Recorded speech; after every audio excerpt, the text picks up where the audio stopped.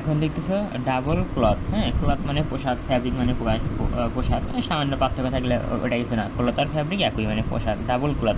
তার মানে ডাবল দ্বারা বুঝতেছে এখানে কি দুইটা পোশাক আছে, এখানে কি দুইটা পোশাক মানে দুইটা কাপড় আছে। তো দুইটা ফ্যাব্রিককে একটা আরেকটার সাথে জোড়া দেওয়ার মাধ্যমে আমার কী তৈরি হয়, ডাবল ক্লথ তৈরি হয়। তার মানে বুঝতেছে ডাবল ক্লথটা কি হবে, একটু হলেও মোটা হবে। মনে করো দুইটা ফ্যাব্রিক আছে, দুইটা ফ্যাব্রিককে কি একসাথে জোড়া দেওয়ার ফলে যে ফ্যাব্রিকটা তৈরি হয় ওটাকে আমরা বলতেছি ডাবল ক্লথ।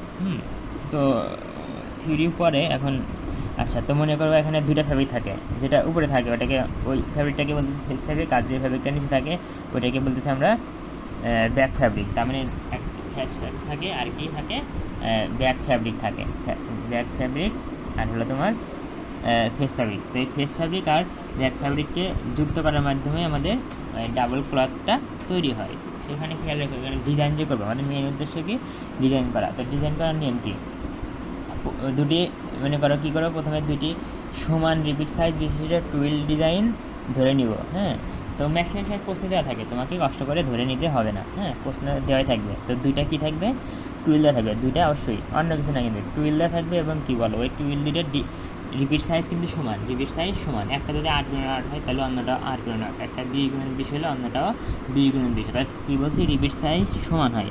কিন্তু এখন দেখো, রিপিট সাইজ সমান হলে কি, সমান হলেও ফর্মুলা নাম্বার কি সবসময় সমান হয়?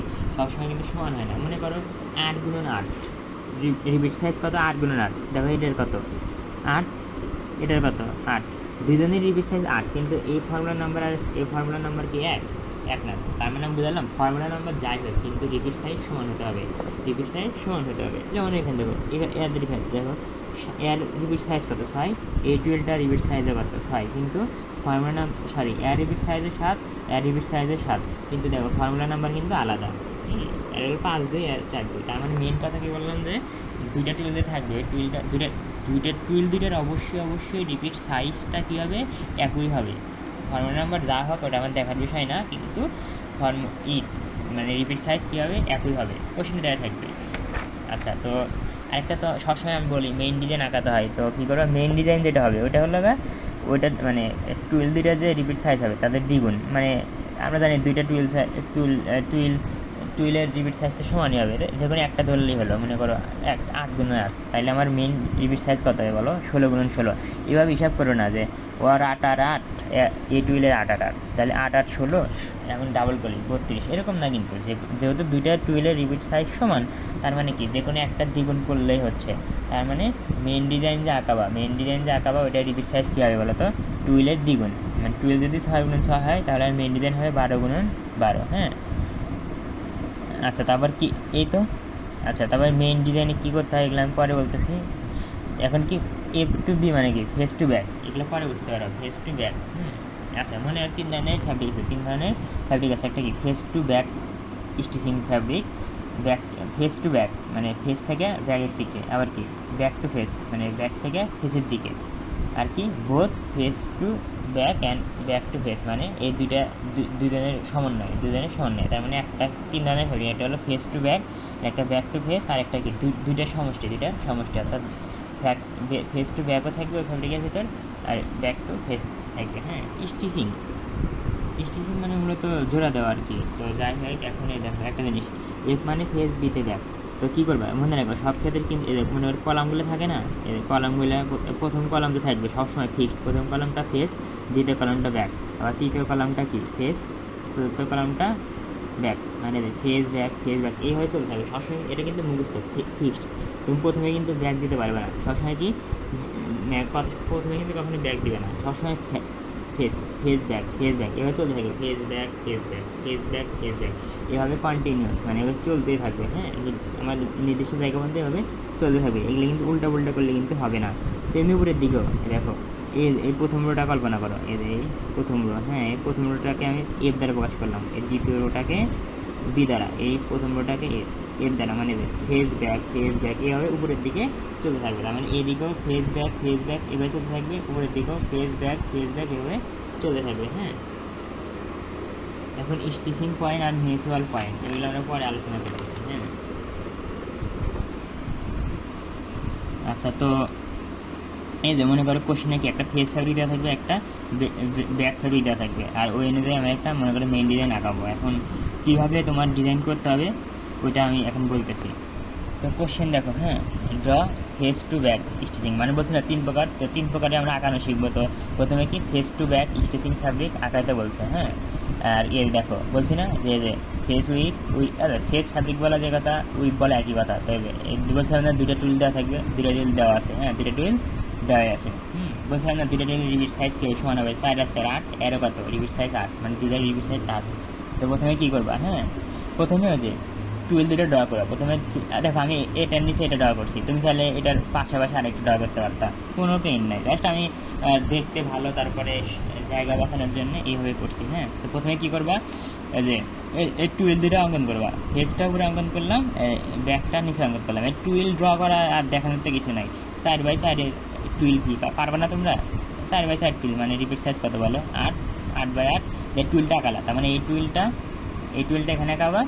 আর এর ব্যাকের যে আছে মানে ব্যাক উইথ, অর্থাৎ ওইটা নিচে আঁকালা। এই তো লিখে দিলা 4x4 Z twill face twill. অনেক সময় টুইল লেখা থাকে না, শুধু জেড থাকে। জেড থাকা মানে বুঝবা যে ওখানে তোমার টুইল ডিজাইন আঁকাতে বলছে, ওখানে তোমার টুইল ডিজাইন আঁকাতে বলছে, তাহলে তোমার কাজ শেষ। তাহলে টুইল প্রথমে কী করবা, টুইল দুটা স্বাভাবিক নিয়মে একদম আঁকাবা, একদম স্বাভাবিক নিয়মে আঁকাবা, শেষ। তারপর কী করবা, ওই যে বলো অ্যাট্রিবিউট সাইজ কত, যে কোনো একটা টুইল ধরো, অ্যাট্রিবিউট সাইজ কত 8 × 8। তাহলে আর মেন ডিজাইন কী হবে বলো, মেন ডিজাইন হবে হলো 16 × 16। তো দেখো আমি 16 বাই 16 আঁকায় নিয়েছি, সময় বাঁচানোর জন্য আমি আগে আঁকায় রাখছি। তারপর কী বলছিলাম বলো, মেইন যে ডিজাইন থাকবে ওটা একদম কী আছে, ফেস ব্যাক, মানে প্রত্যেকটা কলামকে এবং প্রত্যেকটা রোকে কী করতে হবে, ফেস ব্যাক এগুলো লিখে দিবে। যে ফেস ব্যাক, আবার ফেস ব্যাক এভাবে কিন্তু লিখে দিবা, একদম শেষ পর্যন্ত লিখে দিবা।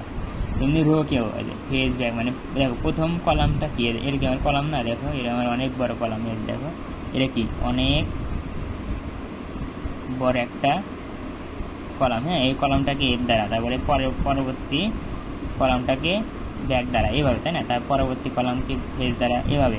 তেমনি এই রোকে দেখো, রো কত বড়, এই যে রো দেখতেছো না, এই রোকে এফ দ্বারা, তার পরবর্তী রোকে ব্যাক দ্বারা, এইভাবে। মানে ফেস শুরু হবে ফেস দ্বারা, ফেস ব্যাক এভাবে যাতে থাকবা উপরের দিক গেলা, সবগুলো ঘর ফেস ব্যাক গেলা। এখন কী করবা, এখনই ঝামেলা, হ্যাঁ। এখন হলো প্রথমে ফেস ফ্যাব্রিক থাকবে, এটাকে এখানে আঁকাবা, এটাকে কী করবা, এখানে আঁকাবা, হ্যাঁ। তো আঁকানোর নিয়মটা কি, প্রথমে ফেস ফ্যাব্রিকটা এখানে আঁকাবা, তা আঁকানোর নিয়ম আছে। নিয়মটা দেখো, ফেস ফ্যাব্রিক তার মানে তুমি কী করবা, এফ নিয়ে কাজ করবা, অর্থাৎ ফেস টু ফেস নিয়ে কাজ করবা। প্রথমে কি ফেস টু ফেস নিয়ে কাজ করবা, আর মানে কি, এই দেখো এগুলা মানে তুমি সবসময় আগে আমরা স্থানাঙ্ক ব্যবস্থা করছি না। এই দেখো মনে করো 5,3, আর মানে কি 5, মনে করো একটা এক্স এরকম, এক্স ওয়াই সমান 5/3, তার মানে কি আমরা সব কাগজে কী করি, আগে এক্সের দিকে 5 ঘর যায়, আবার ওয়াইয়ের দিকে 3 ঘর যায়, এরকম। বিষয়টা হলো তোমার এখানে এরকম। আমি কী বললাম, ফেস টু ব্যাক, মনে করো কী বলছি, সরি ফেস টু ফেস নিয়ে কাজ করবা। কী করবা, ফেস টু ফেস নিয়ে কাজ করবা। আচ্ছা, ফেস টু ফেস বলতে বোঝাচ্ছি যে প্রথমে এই ফেস মানে এই কলাম, এর দেখো এ এফ এ এফ সাথে এ এফ, একটু পরে বলতেছি। দেখো মানে ফেস টু ফেস বলতে এ এফ, তারপরে এ এফ, এই ঘরটা কী করবে, এরকম একটা ছোটো করে ফুটা দেবা, ছোটো করে পয়েন্ট দিয়ে রাখবা। তারপর ফেস টু কী বলছি, ফেস টু ফেস, তাহলে আবার এই ফেসের সাথে এই দিকের ফেস, এই ঘর, হ্যাঁ, একটু পরে বুঝবে, এখন বোঝার দরকার নাই। তারপরে ফেস টু ফেস, এই ঘর ফেস, এটা কি এফ আছে ফেস, আবার এই ফেস, এখানে কে ফেস, এভাবে ঘর দিবে, দাও এদের ফেস আচ্ছা এটাও আচ্ছা একটু বুঝবা না, পরে বোঝাচ্ছে আবার। দেখো তার এই ফেস টু ফেস নিলাম, তার মানে আগে এই ফেস মানে এই কলামের জন্য, মানে এই কলামের জন্য এই যতগুলা এফ আছে ততগুলা ঘরে এরকম একটা করে ফুটা দিব। তার পরবর্তী ফেস খোঁজো, তার পরবর্তী ফেস কোনটা, এটা না, এটাও প্রথম ফেস, তারপর দ্বিতীয় ফেস এটা, তাই না। এখানেও কিন্তু ফেস আছে, কিন্তু এগুলো না, আমাকে প্রথমে এই দিক যেতে হয়, মানে প্রথমে এই অক্ষকে কল্পনা করতে হয়। আমি বলছি ফেস টু ফেস, তার মানে দেখো এই এফ, তাহলে এই কলাম, এই কলাম থেকে এখানে কোন কলাম আছে, দেখো এই দিক যাও, আর হলো এদিক, মানে আমি তো বুঝলাম, এই দিক যাও আর এখান থেকে এদিক আসো, তাহলে কি এই ঘর, তাই না। আবার ফেস এদিক যাও আর এখান থেকে কি এফ কোনটা, এটা, তাই না। এই দেখো এদিক যাও আর এখান থেকে এফ, এদিকে করলে কোন ঘর মিলিত হচ্ছে, এই ঘরে। তার মানে ফেস টু, ফেস টু এটা কি, এদিকে যাও আর এদিকে যাও মিলে গেছে, আবার এদিকে যাও ফেস টু ফেস মিলছে। হ্যাঁ, যদি মনে করো আচ্ছা তারপরে কি আবার ফেস টু ফেস, তাহলে আবার কই ফেস করি এই বরাবর, তাই না? তাহলে এই ঘর আমি যেহেতু এই কলাম নিয়ে কাজ করতেছি, তারপরে আবার face to face, face to face. আচ্ছা একটু পর বুঝতে পারো, পেন নিও না, ধীরে ধীরে সাথে থাকো।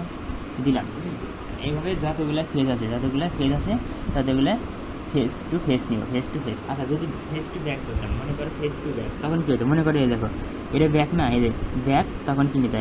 ব্যাকের দিকে ওঠো, উপরের দিকে ওঠো, এবং এখানে ব্যাক কোনটা আছে এরা, তখন কিন্তু আমি এই ঘর নিতাম। কী করতাম? এই ঘর। দেখো আমি কী বলছি সরি আমি যদি বলতাম এরকম ফেস টু ব্যাক, তাহলে এই ঘর দিয়ে উদাহরণ দিই ফেস, আচ্ছা এই ঘর দিয়ে উদাহরণ দিই ফেস না, তার মানে এই কলাম নিয়ে কাজ করতে হবে, এই পুরো কলাম নিয়ে কাজ করতে হবে। তাহলে ফেস টু ব্যাক, তাহলে এদিকে তো যাবাই ফেস, আর এদিকে ব্যাক কোনটা? এটা না, তাহলে দেখো এই ফেস আর এই ব্যাক, তার মানে কি এই ঘর নিলাম, তাই না? যাই করে পরে আসতে কি ধৈর্য হারায় না, একটুবার বুঝতে পারবা। তাহলে এখন এই ফেস নিয়ে কাজ করে, ফেস টু ফেস মানে এই কলামের ফেস আর এগুলা রো, হ্যাঁ এগুলা রো এ রো এফ, তাই না? তাহলে দেখো এদের ফেস আর এই রোড এই ফেস, আবার দেখো এই ঘর যদি নাও তাহলে ফেস আর এটার ফেস, আবার এদের ফেস এটার ফেস। আচ্ছা এইভাবে যতগুলো ফেস আছে, যতগুলো ফেসের কলাম আছে, প্রত্যেকটা কলাম অনুযায়ী তুমি ফেস টু ফেস দিবা, মানে ফেস টু ফেস। দেখো তাহলে এখানে কি এটা আবার কি এই ঘর হবে, মানে বুঝতেছে ফেস আর এই ঘরে কোনটা ফেজ আছে, আবার বুঝতেছে তো এই কলাম, তাই না? ফেজ বলতে আমরা এই পুরো কলাম নিয়ে কাজ করব। তাহলে এটা এটা এটা একটুবারে বুঝতে পারবা। হ্যাঁ, আবার দেখো পরবর্তী ফেজ কোনটা, মানে ফেজ বলতে ফেজের কলাম কোনটা? এই ফেজ, তাহলে এই ফেজ, আর এখানে কি এটা আছে, তাহলে এই ঘর, তারপর কী বলো একটু উপরে ওটা এই ঘর, মানে সাথে এই ঘর না দিলাম। তারপরে দেখো এই ফেজ, সরি এটা তো আমার ফেজ নিতেছি, এই ফেজের সাথে এই ফেজ, তাই না? এই পয়েন্ট মানে কোথায় ক্রস করে, কোথায় দেখো কোথায় ক্রস করে, মানে কোন ঘরে ক্রস করে। তারপর আবার কী হবে, এটা হবে মানে তোমরা করলে তোমরা একসাথে এরকম জোরে জোরে দিতে পারবে। আবার এদের পরবর্তী ফেজ কোনটা, এটা দাও, এভাবে দিয়ে দাও, একটা পরবার দিলে কিন্তু হচ্ছে কিছুক্ষণ পর দেখো বুঝতেছো ফেসের পর কি ব্যাক থাকে, তো ব্যাক তো আমি দেবো না, ফেস নিব না, শর্টকাট বলতে একবারই হয়ে যায় আর কি। এভাবে দিয়ে দাও, এভাবে প্রত্যেকটা পয়েন্ট দিয়ে দাও। আবার কোন ফেজ আছে, এই ফেজ, তাই না? এই ফেজ, দেখো ফেজ আছে, এভাবে প্রত্যেকটা পয়েন্ট দিয়ে দাও। তো খেয়াল করো এই দেখো যতগুলো ফেজ ছিল, যতগুলো এই দেখো ফেজের কলাম ছিল, আমি সবগুলোতে কি ফেস টু ফেস, মানে ফেস টু ফেস, মানে দেখো face to face. A point মানে কি, এ পয়েন্ট মানে কি বলো, এদের ফেস ফেস। এ পয়েন্ট মানে কি বলো, এদের ফেস ফেস, এরকম দিয়ে দিলাম। তাহলে ফেস টু ফেস দিয়ে দিলাম, তার মানে ফেস ফ্যাব্রিক বসানোর জন্য আমি কি আগে প্রত্যেকটা ফেসের কলামগুলো, প্রত্যেকটা ফেসের